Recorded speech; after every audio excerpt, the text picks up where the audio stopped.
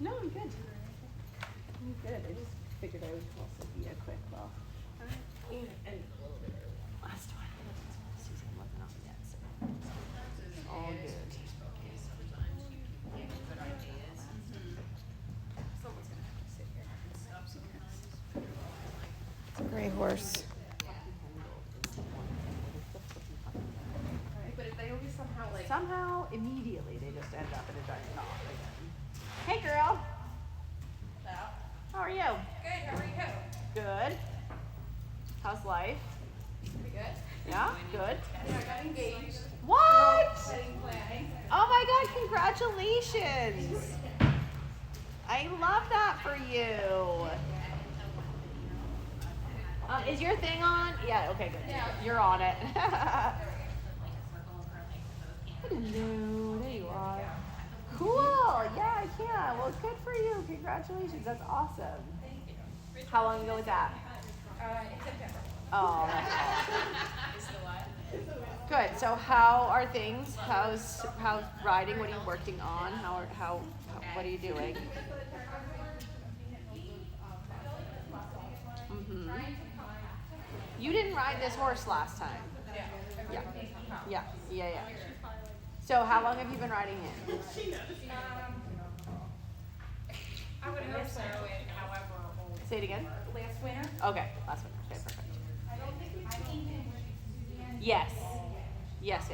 And Haley. Yep, exactly. Yeah, no, horse is familiar, you're familiar, but the two of you together, not familiar.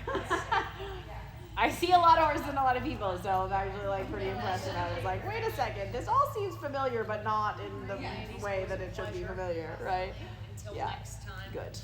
Okay, so yeah, so you've been riding him a bit, so you know him, you're familiar with him. Yeah, it's not like a new partnership. So what are you working on in particular? Getting compacting him.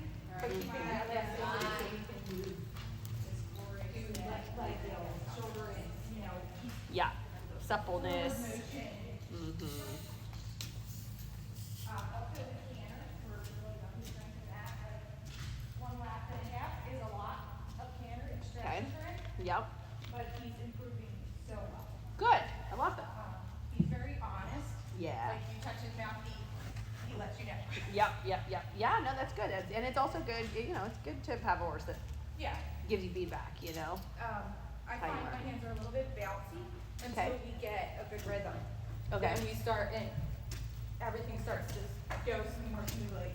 I really am digging the purple on the gray. Just, Yes.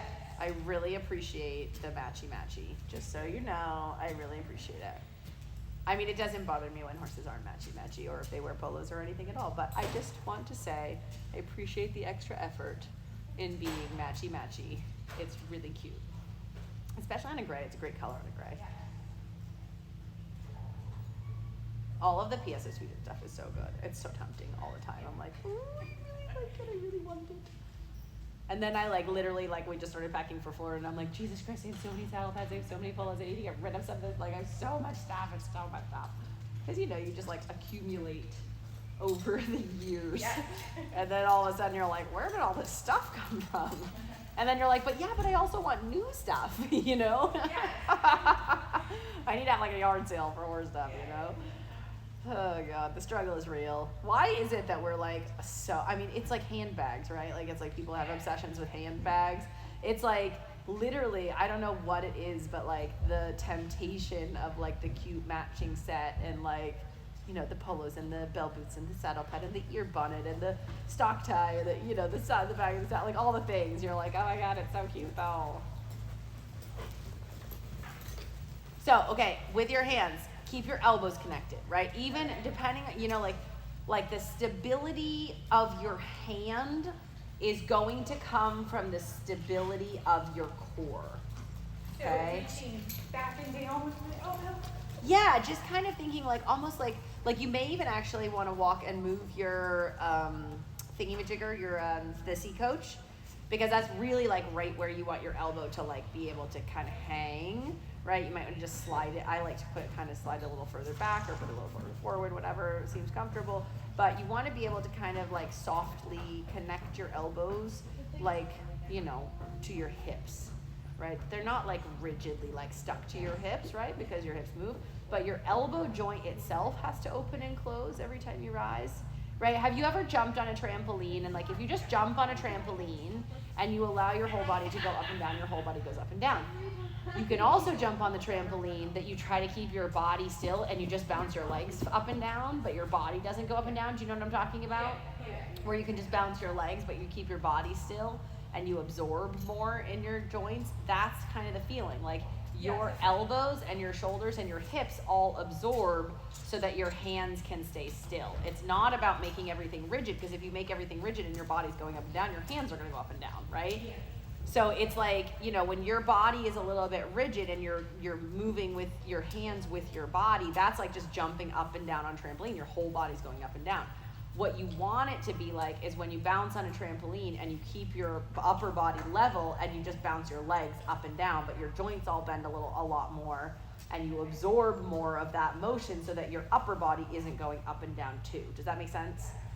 So that's kind of how your elbows and your hips and your shoulders and everything, your core and your torso, that's how it kind of works as a shock absorber so that it keeps your hands still. So you want to think about your elbows, kind of close your armpits a little bit, not like clamping them, but kind of just close your armpits a little bit.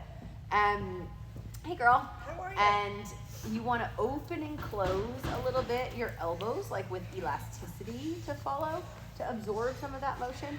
And you wanna make sure that like your hips and your elbows are all helping to like absorb some of the motion so that your hand can become more still, right? But for sure, you also want to think about it as, if you halt for a second just in front of me.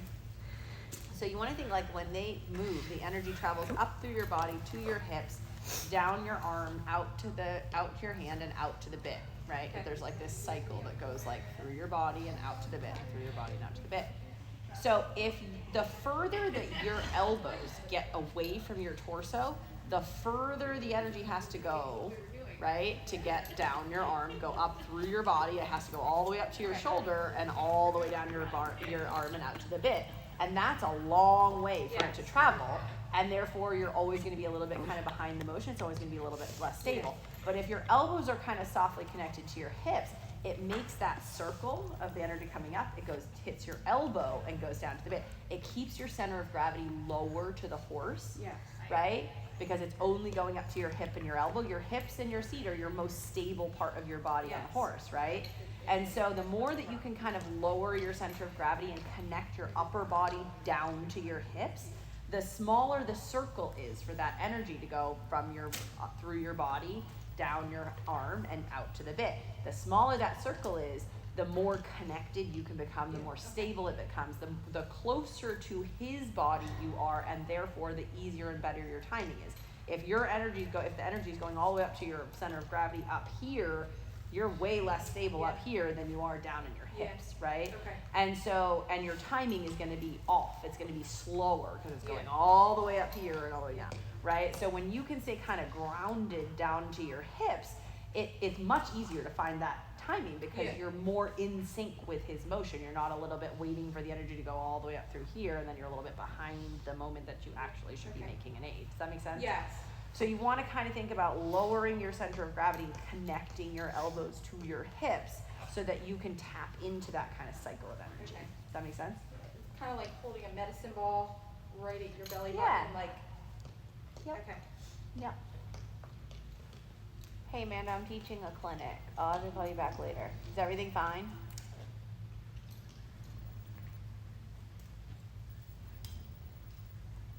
About me? Oh God. Okay, good. I just talked to her last night. Oh my God. Okay, bye. Sorry about that. Keep your elbow. Yeah. And so again, I'm always like, ride with the freaking polo, right? This is my favorite thing in the world. Because when you pull up on that elbow, what it does is it deepens the connection into your elbows, right? And it stabilizes your elbows. And that's the thing. So think about your forearms. Look at your forearms. How far apart? Look at your forearms. How far apart are they? Are they staying a consistent distance from each other? Or are they going a little bit wider? Are they going from like 8 inches apart to 9 inches apart to 4 inches apart? Right. So pretend like you've got like a pole, like a metal pole in between your two forearms, and you have to keep a little positive tension on either end of that pole to keep it from falling out of your forearms, right?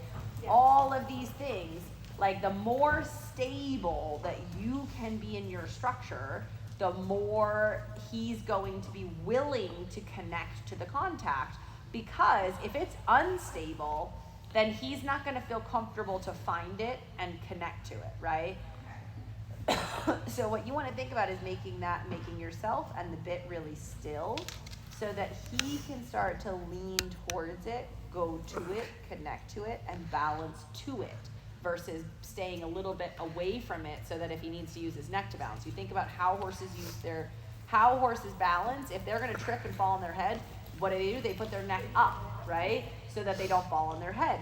So when we ask them to travel in a frame, right, we kind of take away their ability to use their neck to balance, right? So if we are going to take away their ability to use their neck to balance, we have to create that balance point for them, right? We have to be there so that like you can say, hey, I'm right here. So if you lose your balance, you can depend on me being right here in this stable position. And if you need to lean on me a little bit or push into that bit a little bit, it's going to be there. It's not going to drop out from underneath you when you go to look for it. Does that make sense? So it's all about kind of creating this connected, steady, stable place that then you push the energy and invite him to connect to that stable place. Does that make sense? Yeah. Good. Good. Yep, and try to keep his nose straight. So like here, his nose wants to come a little bit to the inside and his left shoulder wants to lean a little bit to the outside. So squeeze your fist, breathe a little tension into your forearms, right? You're using the rail too much there to make the turn for you. You need to actively ride your outside eight. So stay a little bit off the rail so that you actually have to ride the left side of his body. Don't let the rail make the left side of the channel for you. All the time, you gotta be making that channel. Look at your forearms.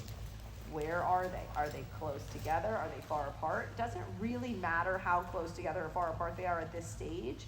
What matters is that you can keep them consistent, right? Because here's the thing. Horses are going to lean left and they're going to lean right and they're going to fall left and they're going to fall right. They're going to pop the shoulder left. They're going to pop the shoulder right, right? So if your forearms, when he starts to lean left, if your forearm goes a little bit to the left with him, you're not going to be able to tell that he's leaning left.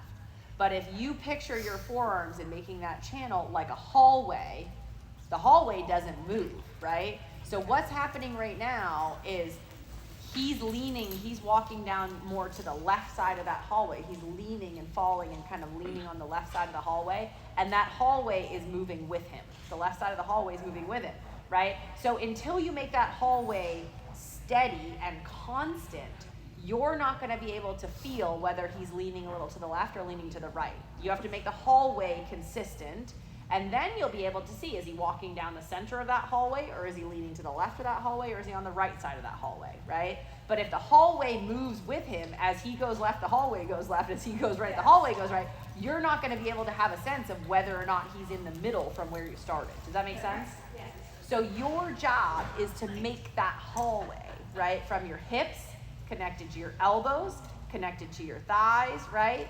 Your torso, your oblique abs, all the things on the left side and the right side of his body make that hallway. And what your job is to try to create that hallway consistent in time and space, not relative to the horse, which is one of the hardest things, right? So like you have to be like, here's the hallway, and then see if he leans to the left or right of it, which is very unnatural for a good feeling rider that always naturally follows the horse, right? This is much better. Stay a little off the rail. Use your left leg, your left hip, your elbows connected. Check your forearms, right? Yes. Good. And see there, he still wants to lean to the left side of that hallway. There, you got it better, right? Can you feel that? Like even though he's going in a straight line, he's still wanting to lean a little bit to the left side of the hallway. Even though he's not falling left, he's not actually pushing up against the left side of the hallway, he still wants to walk down the left side of the hallway than the right, or than the center rather. So you want to try to always encourage him to push him back off of that left side so that he's straight dead center in the middle of that hallway. Good. Yes, good boy. You feel that? Super. Yeah, now there he falls left again, right? Yeah, and so that's the thing. It's getting him to balance right to the center of that hallway without really relying on you to keep him in the center of that hallway, right? Like he's got to start to find his own balance to stay there without leaning left or leaning right. And horses lean left and lean